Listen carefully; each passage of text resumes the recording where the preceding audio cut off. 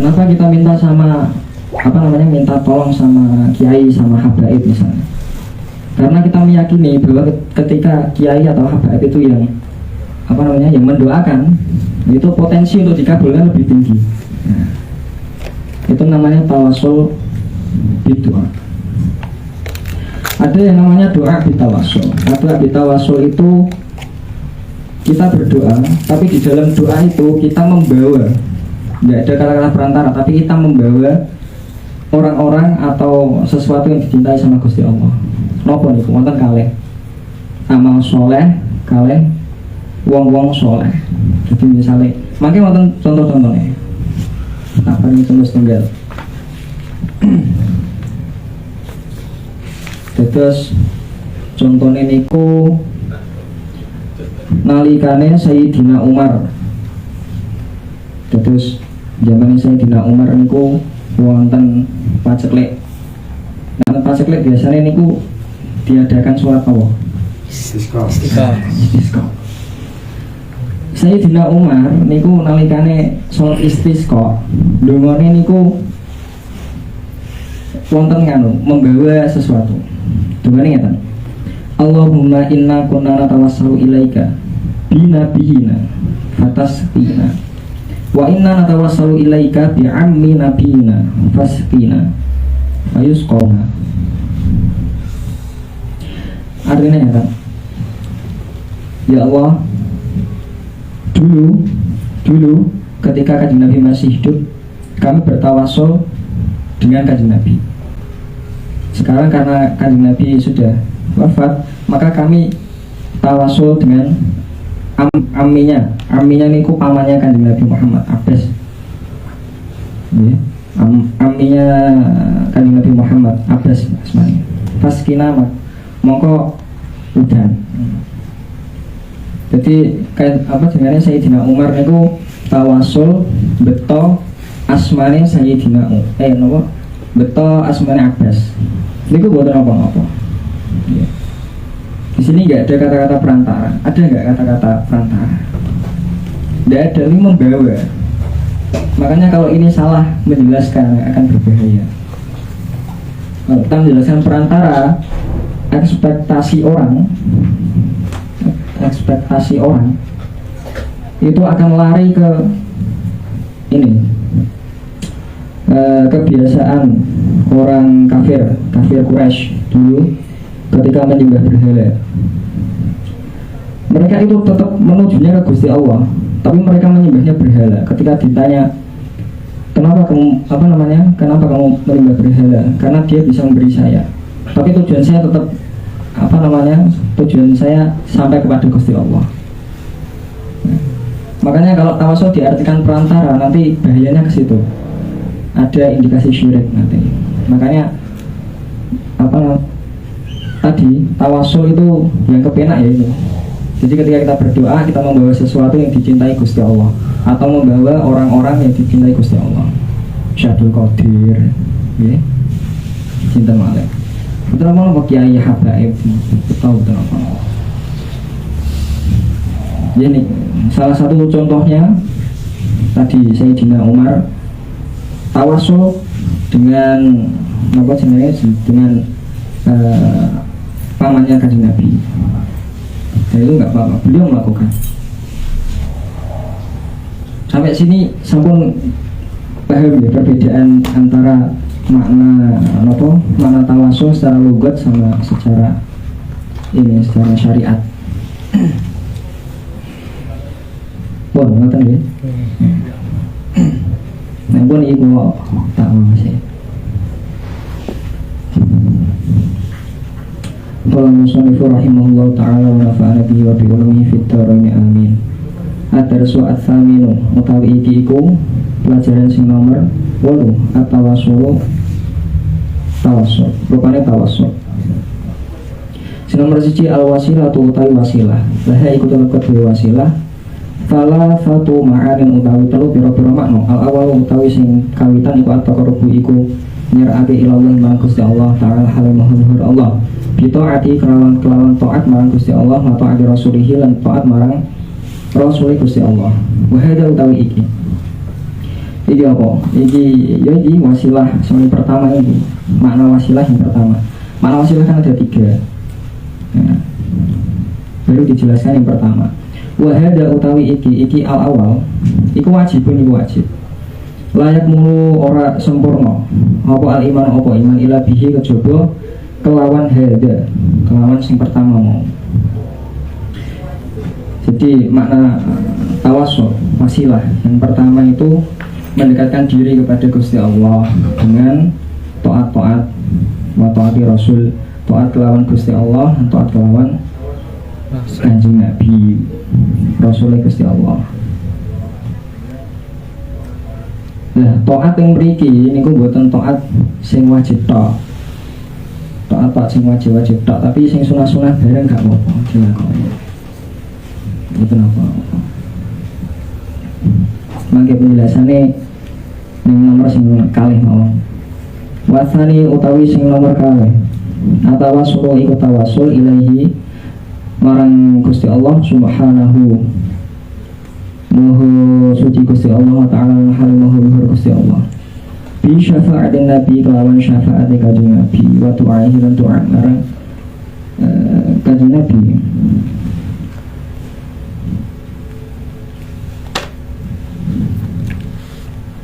Wadhalika utawi mengkono-mengkono asani sing nomor 2 kana ana apa asani iku fi hayatihi iku ing dalem mangsa sugeng Kanjeng Nabi wa ba'da mautihi lan ing dalem mangsa sause mangsa napa jenenge wafat Kanjeng Nabi. Jadi iki sing nomor kali iki sing kula terangkan nek mau doa tapi dengan membawa nama-namanya Kanjeng Nabi itu tidak apa-apa, dibawa saja.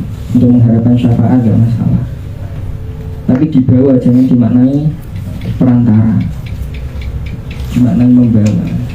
Kita berdoa membawa namanya Kanjeng Nabi.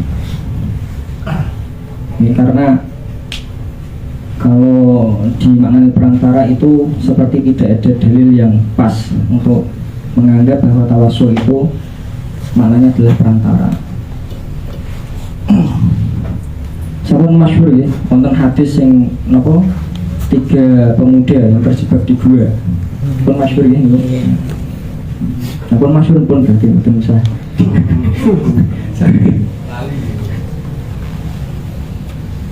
Pokoknya kan, wonten 3 pemuda. Mereka itu bertawasul menggunakan amal baik mereka masing-masing. Yang pertama itu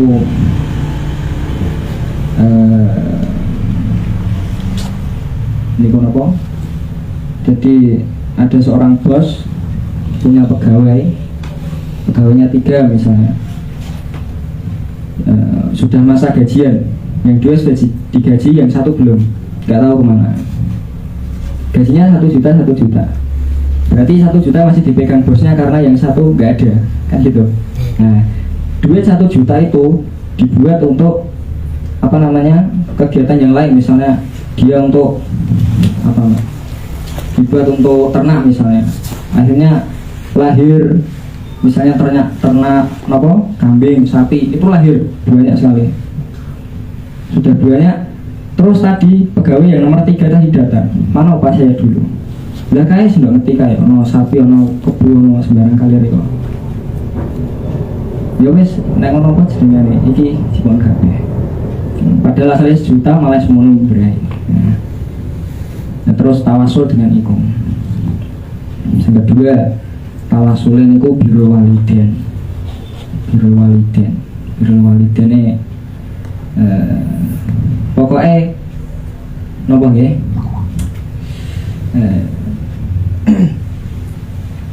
Pokoknya niku ceritane yang boten kelintu ya, makanya di luruh ya Mbak Maleh nek kelintu. Pokoknya seputar birrul waliden.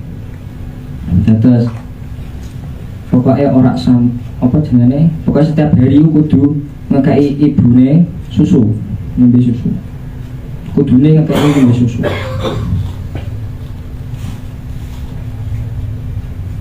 Dan ketika suatu hari ibunya niku sampun tilem riyen.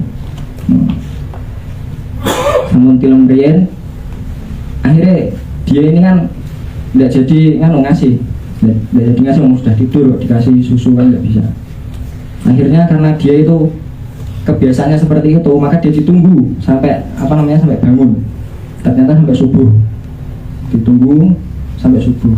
Dia emang dipegang, dia bangun nanti bunyinya, misalnya kalau ujuk-ujuk tangi terus dia. Jadi memang beliau ini terjaga, pemuda tadi terjaga bawa susu tadi itu sampai subuh.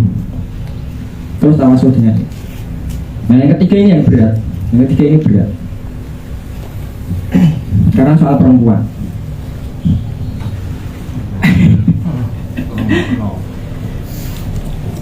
Jadi ada seorang pemuda, dia itu suka sama anak pamannya. Nggak apa-apa ya, anak dari paman itu dinikah boleh nggak? Boleh ya? Boleh ya. Suka nggak apa-apa. Jadi pemuda ini suka sama anak pamannya, cantik, pokoknya sama. Nah bareng ngono, tapi ditolak. Ya wes ditolak ya wes kan. Nah terus lihat dino, sang wedokmu moro, gara-gara butuh duit terus moro. Dia pirang dirham, berapa ratus dirham saya lupa. Pokoknya dikasih uang. Tapi ada syaratnya harus gelem turu bareng. Nah, dia nih akhirnya wes tutup nih hari eksekusi. Sing lanang diomongi, sampai aku durung halal kagone aku. Dikono notok. Nah terus sing lanang, sing pemudamu jawab aku dikaro Gusti Allah. Terus bariku duitnya dipek, terus dikumpuli terus ditinggal. Nah, tawasul nang gue itu. Iki berat iki, wis garek eksekusi masa ngamuk. Sisa jane. Wah, terus susu mesti langsung anak paman langsung makanya itu orang-orang seperti itu juga termasuk dalam hadisnya Kanjeng Nabi yang mendapat payon di dalam ketika di padang mahsyar. Orang-orang kayak gitu dapat payon karena dia bisa tahan dengan godaan zina. Wes garek mlaku mosok ditinggal kan hebat tenan iku, nek ora hebat mulo iso. Mubadir. Ijel. Sidik ya. Nonton ya? Wasal itu, jangan wasal itu utawi nomor 3 iku asal tawasul bi lawan Kanjeng Nabi Muhammad sallallahu alaihi wasallam. Bimakna ihsan iku kelawan nganggo maknane sumpah Allah ing atas Gusti Allah. Bidati kelawan dadi Gusti Allah. Fahada mongko utawi iki apa? Di asal itu mau. Fahada mongko utawi iki telu, sing nomor 3 mau. Iku lam yako iku ora tumibo apa asalisu minas sahabati saking sahabat radhiyallahu anhu. Afil istisqa iran ing dalem salat istisqa wa nahwiran ing dalem sepadane salat istisqa. Nomor 3 itu tawasul nganggo Asmaul Husna. Nek kula tanglet guru kula niku jawabane ngoten. Mergo kula dhewe asline mboten paham. Nek ben tak tangleti gurune kula niku dijawab ngoten. Sing nomor 3 niki tawasul dengan Asmaul Husna. Nah, tawasul dengan Asmaul Husna itu tidak terjadi atau tidak pernah dilakukan sahabat sebelumnya, itu tidak pernah. Nah, baru dilakukan itu kapan dilakukan? Nah, pokoknya zaman-zaman ulama itu lagi dilakukan. Contohnya ini mau sing nomor singane Ratibul Haddad ya. Nah, Ratibul Haddad itu nopo rek mau. Ya Aliyu ya Kabiru. Nah, enggak Asmaul Husna ini. Nggih. Dan yang seperti itu tidak terjadi pada masa sahabat, itu baru terjadi ya, di kalangan tabi'in.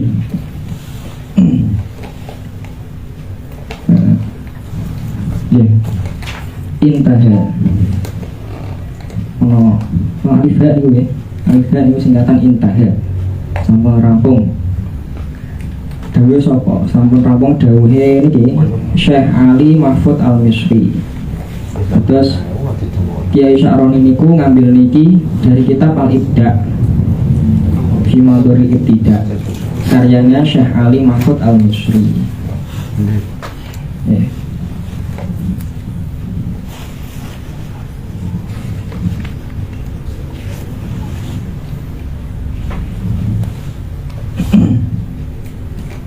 Dan ini tak paringi dalil seputar apa?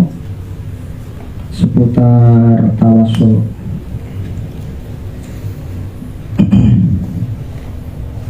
Jadi yang pertama itu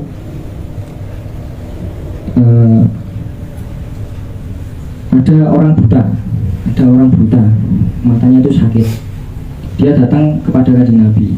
Kanjeng Nabi, "Mbok yo jenengan iku napa jenenge marasi kula?"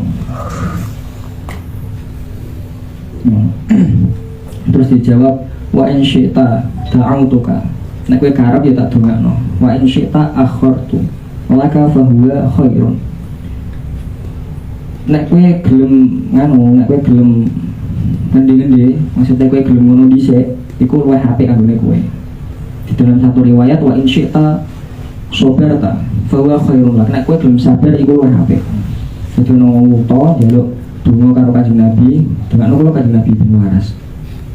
Terus dijawab, nek kowe karep ya tak dongakno, tapi nek kowe belum sabar iku malah luwih apik. Dijawab iki. Terus dijawab neh jenengane wong ancen pengen waras ya, faqol. Yo wis dongake kula, dongake mau Kanjeng Nabi. Terus dikene Kanjeng Nabi. Wes saiki terus kowe sholat, kowe wudu dhisik, kowe wudu sempurna wudune, baru wudu terus sholat 2 rakaat. Nah, saat dari sholat 2 rakaat terus donga. Nah, dongane diwari Kanjeng Nabi. Dongane pripun ngeten dongane? Allahumma inni as'aluka wa atawajjahu ilaika bi nabiyyika Muhammadin sallallahu alaihi wasallam nabiyyir rahmah. Ya Allah, aku meminta kepada Engkau, wa tawajjal, dan aku menghadap kepada Engkau, binabiika, dengan Kanjeng Nabi, bukan perantara Kanjeng Nabi, tapi dengan membawa namanya Kanjeng Nabi Muhammad sallallahu alaihi wasallam. Niku sange hadis Utsman bin Hunayf. Niki biasane apa? Nek pembahasan tawasul hadis-hadis ngeten iki sing diagem. Mak kok dereng was doyo niki wonten mboten. Yen kita napa jenenge kita faradisane Kiai Sya'roni. Niki kok tak tambahi sithik-sithik ngono. Itu yang pertama. Yang kedua, zamane Kanjeng Nabi di Madinah, Sayyidina Umar arep haji. Begitu arep haji, Kanjeng Nabi njaluk donga karo Sayyidina Umar. Ngene ora apa-apa, Kanjeng Nabi mau nglakoni. Nah, sing penting dari pembahasan tawasul iki napa? Sing penting iku tidak meyakini bahwa ada esensi lain yang bisa mengabulkan doa selain Gusti Allah. Itu yang paling penting. Tidak ada esensi lain di dunia ini, di alam semesta ini yang bisa mengabulkan doa, bisa mengabulkan permintaan selain Gusti Allah. Intinya di situ tawasul. Jadi kalau kita ke kuburan itu kita nggak minta ke kuburan, kuburan dimintai bisa apa? Nggak bisa ngapa-ngapain. Kita yang hormati kuburan, kan gitu. Kita di situ karena yang berada di situ adalah orang yang mulia. Kita membawa nama beliau, kita berziarah, bahkan ziarah kubur sendiri. Itu termasuk amalan-amalan yang bisa mendekatkan, termasuk amalan yang bisa mendekatkan diri kepada Gusti Allah. Oke, terusannya ini kita waca sing nomor kalih dhewe. Hukum tawassuli. Qala al-mu'allif rahimahullah ta'ala.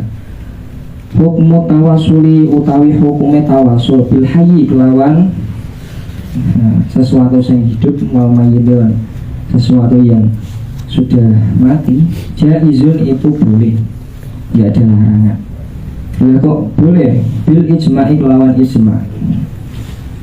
Kebolehan itu diambil secara ijma'. Ijma' itu konsensus ulama. Jadi ulama itu sudah sepakat gak apa-apa gitu. Gak apa-apa.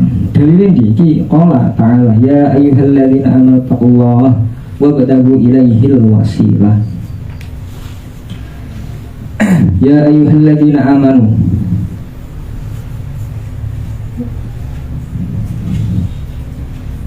ya ayyuhalladzina wong akeh amanu kang padha iman, sapa wong akeh, sapa alladzina ittaqu padha takwa sapa sira kabeh Allah ing Gusti Allah, wabtagu lan nupreho sira kabeh, mencari sapa sira kabeh ilaihim marang Gusti Allah alwasilata ing wasilah. Wasilah mriki niku piye karepe? Pripun karepe? Nah ngeten iki nek nggone Al-Qur'an iku paling gampang lho ya ning tafsir. Wis anggere buka tafsir niku wis mesti dijelasno langsung. Iki kebetulan kula bahwa tafsir enggak kebetulan memang sudah rencana bawa kebetulan sudah saya bawa. Ini termasuk kitab favoritnya Kiai Sa'roni Ahmadi, kitab Hasyiah As-Sawi Al Jalalain. Nggih. Terus ya ayyuhalladzina amanu taqullaha wabtaghu ilaihil wasilah. Wasilah di situ bimakna atau menggunakan makna ma yuqarribukum ilaihi. Jadi sesuatu yang bisa mendekatkan kamu kepada Gusti Allah itu namanya wasilah. Sesuatu yang bisa mendekatkan dirimu kepada Gusti Allah itu namanya wasilah. Ini Jalalain. Nah, terus ana tambahane min ta'atihi. Terus wonten tambahane min ta'atihi. Boten tambahan sih. Niki jelasno mayukaribu. Jelasno sesuatu sing iso nyerakno ning gone Gusti Allah iku apa? Niki. Min ta'atihi. Bayane min bayaniyah iki. Nek nggone nahwu iki jenenge min bayaniyah. Manane ora saking tapi min bayaniyah iku menjelaskan. Bisa ngerti ngene iki apa jenenge? Delok tafsiran bareng.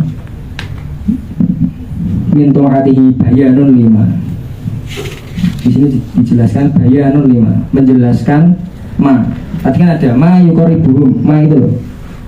Ma itu isinya apa? Ma itu kan sesuatu. Ma itu kan di dalam bahasa Arab itu kan sesuatu. Nah, sesuatu itu apa? Nah, sesuatu itu min ta'atihi, isinya adalah ketaatan. Jadi sesuatu yang bisa mendekatkan diri adalah ta'at. Ta'at yang bagaimana? Dijelaskan lagi sawa'un kanatil kata'atu fardun aw naflan. Ini di As-Sawi. Tafsir As-Sawi karya Muhammad bin Muhammad As-Sawi. Baik itu ketaatan yang bersifat fardu maupun ketaatan yang bersifat sunnah. Jadi jangan sampai kita itu apa jenenge meremehkan karena sunnah kok ngapa.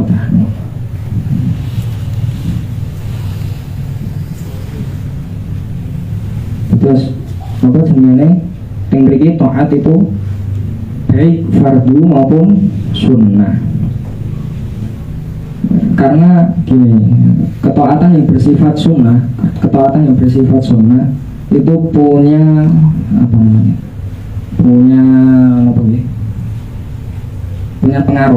Punya pengaruh yang besar terhadap kedekatan kita kepada Gusti Allah. Mergo pancen wonten nase, wonten dalile niku saking hadis qudsi. Niki tak waosan. Wa ma yazalu 'abdi yataqarrabu ilayya bin nawafili hatta uhibbahu. Jadi tidaklah seorang hambaku mendekat kepadaku kecuali mendekat kepadaku dengan amal-amal yang sunnah kecuali aku akan mencintainya. Nih. Konsekuensi kalau Gusti Allah itu mencintai kita, terus diteruskan. Faida ahbabtuhu kuntu sam'ahu alladzina yasma'u bihi. Ya, jadi ketika kita itu dicintai Gusti Allah, maka semua yang kita lakukan itu akan dikontrol sama Gusti Allah sendiri. Jadi nggak usah khawatir kita akan kita akan melakukan keburukan, kita akan melihat sesuatu yang buruk, mendengar yang buruk, berucap yang buruk, berjalan kepada sesuatu yang berjalan menuju sesuatu yang buruk. Kalau kita dawam itu berarti terus menerus continue melakukan kesunahan, melakukan ketaatan meskipun itu sunnah, maka kita akan dicintai Gusti Allah. Kalau kita dicintai Gusti Allah, maka kita akan semua tidak lampah kita akan dikontrol sama Gusti Allah sendiri. Lah nek wis kabeh dikontrol karo Gusti Allah terus piye? Nek wis kabeh dikontrol karo Gusti Allah, konsekuensinya ya ngene. Konsekuensinya wala in sa'alan la u'tiyannahu. Nek wis ngono, nek wong mau kok njaluk karo aku ya bakal tak wahi. Nek wong ndonga karo aku ya bakal tak wahi. Wala in ista'adani la'idzannahu. Nek wong mau njaluk tulung karo aku ya tak tulung. Jadi hanya berawal dari napa dek mau amal-amal sing sunnah. Ini penjelasan tentang wasilah dek mau lho.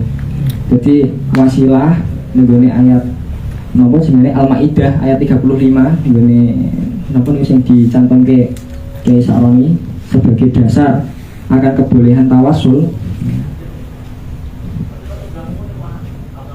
Itu artinya ma yuqarribukum ilaihi min ta'atihi, dari ketaatan-ketaatan yang yang meskipun itu sunnah ataupun yang wajib. Gitu ya. Yang sunnah maupun yang wajib. Kenapa kok sunnah kenapa kok sunnah dicantumkan? Ya karena kalau kita sudah masuk kepada hadis ini, kita dahulu melakukan kesunahan, ketaatan yang sunnah, maka kita akan dicintai sama Gusti Allah. Ketika kita sudah dicintai Gusti Allah, maka semuanya akan dikontrol sama Gusti Allah. Kalau sudah dikontrol sama Gusti Allah, maka kita mau minta apapun kita akan dikasih. Kita mau minta pertolongan model apapun kita akan dikasih. Ini hadis qudsi. Hadis qudsi. Niki pripun dilanjutkan apa sampun iki? Iki sampe ndak?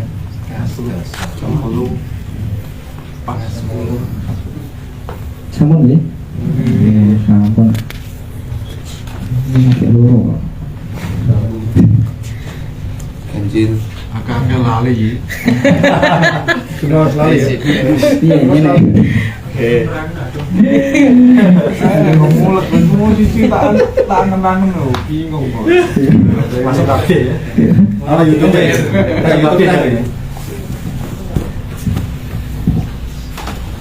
Oh niki keterangannya biasanya tasih wonten niki disambung pertemuan besok malam.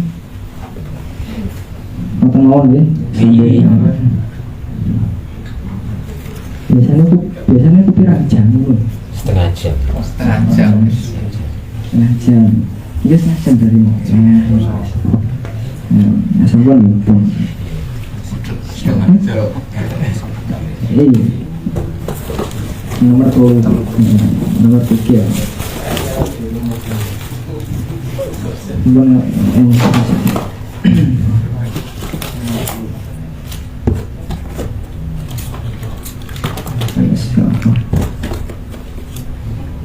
Jadi sebentar saya nomor 3 niku wallahu a'lam bishawab. Wassalamualaikum warahmatullahi wabarakatuh.